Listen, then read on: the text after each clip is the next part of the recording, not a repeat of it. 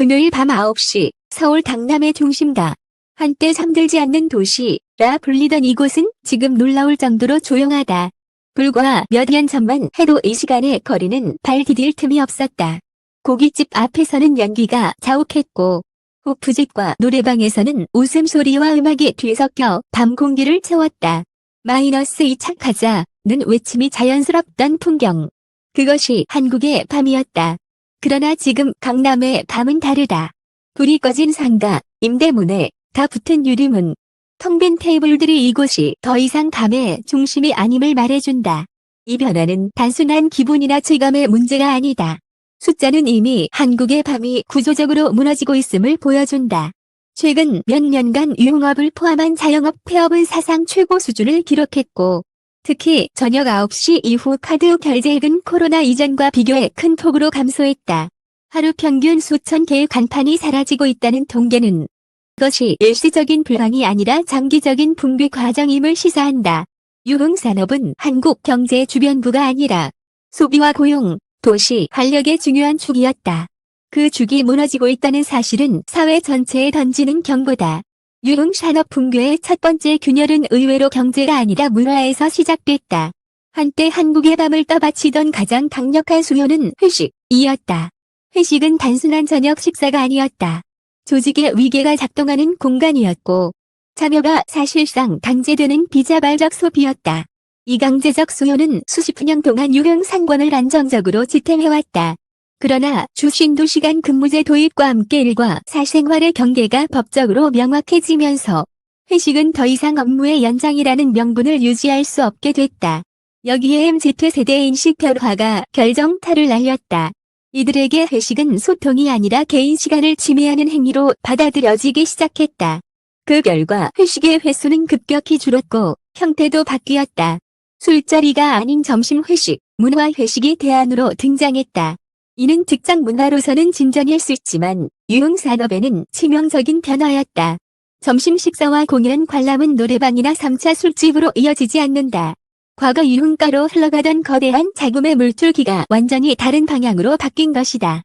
시장을 떠받치던 강제 수요가 사라지자 유흥산업은 처음으로 자발적 소비라는 냉혹한 현실과 마주하게 됐다. 이 문화적 변화 위에 경제적 압박이 겹쳤다. 고물가와 고금리는 유흥산업의 숨통을 동시에 조였다.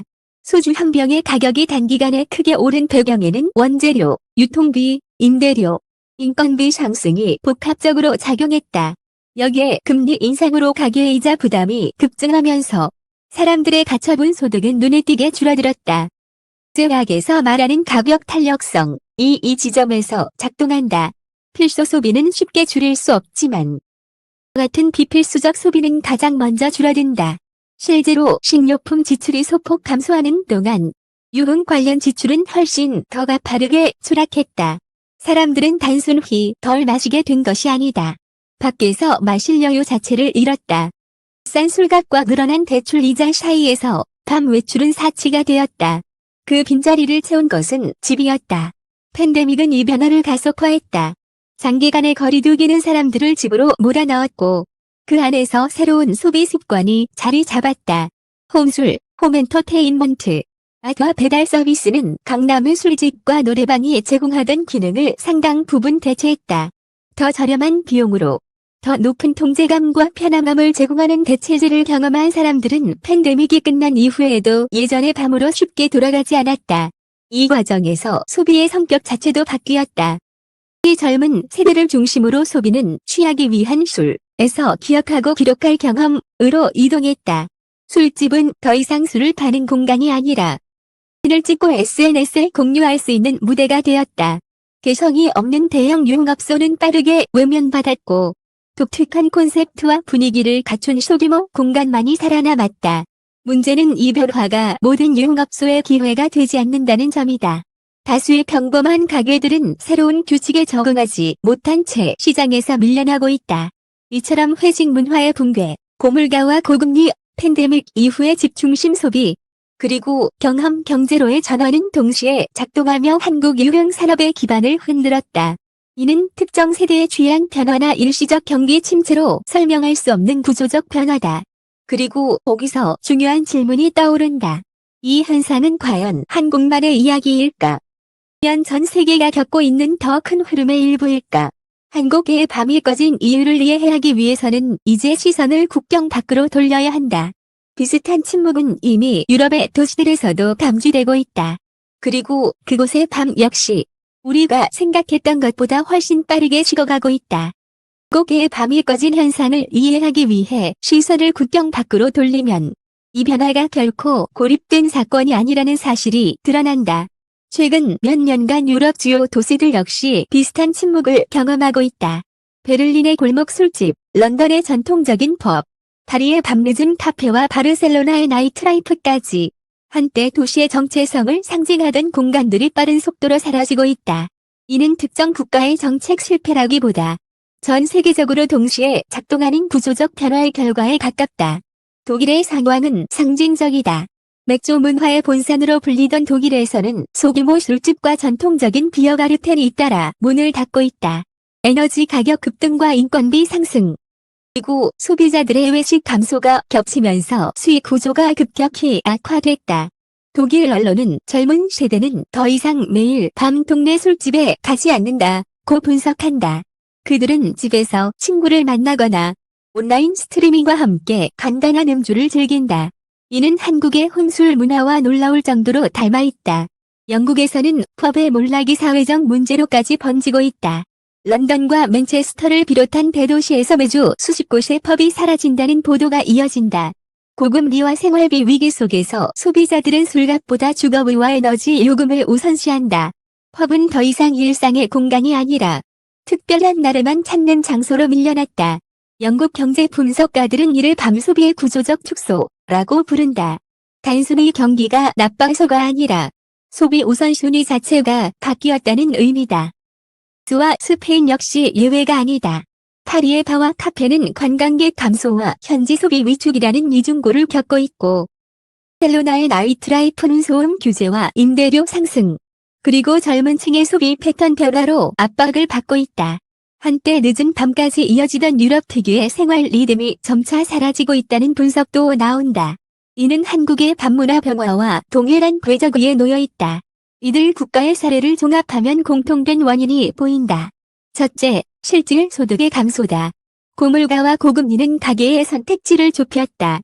둘째, 집 중심 소비의 확산이다. 디지털 콘텐츠와 배달 서비스는 외부 소비의 강력한 대체제가 되었다. 셋째, 경험 소비의 재편이다. 사람들은 더 이상 얼마나 많이 마셨는가, 보다 어떤 경험을 했는가를 중시한다. 마지막으로, 그리고 가장 근본적인 요인은 인구 구조의 변화다. 유럽 역시 저출산과 고령화라는 문제에서 자유롭지 않다. 핵심 소비 연령층의 축소는 밤 경제를 직접적으로 약화시킨다. 이는 한국에서 더욱 극단적인 형태로 나타난다.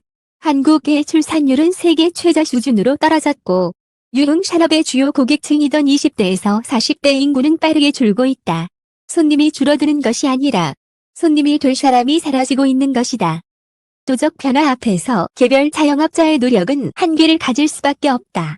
이 지점에서 유흥산업은 하나의 상징이 된다. 경제학자들이 말하는 탄광 속의 카나리와처럼 가장 먼저 위험을 감지하고 무너진 산업이다.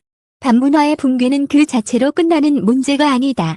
그것은 학원, 식당, 소매업, 지역 상권 전반으로 확산되는 신호다.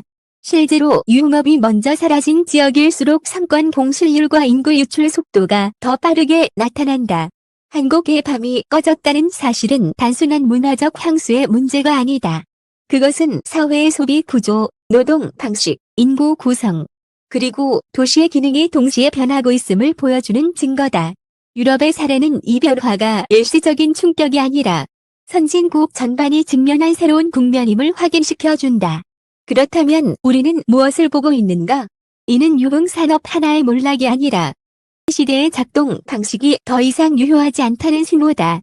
과거의 밤은 인구 증가와 소득 상승, 단적 소비를 전제로 했다. 그러나 그 전제가 무너진 지금, 밤은 자연스럽게 조용해질 수밖에 없다. 불경기가 밤을 꺼뜨린 것이 아니라 구조 변화가 밤을 필요 없게 만든 것이다. 한국의 밤은 왜 꺼졌는가라는 질문은 결국 한국 사회가 어디로 가고 있는가라는 질문으로 이어진다. 이 침묵을 단순한 불황의 그림자로 치부한다면 우리는 다음 경고를 또다시 놓칠지도 모른다. 밤이 먼저 꺼졌을 뿐. 그 다음 차례는 아직 정해지지 않았다.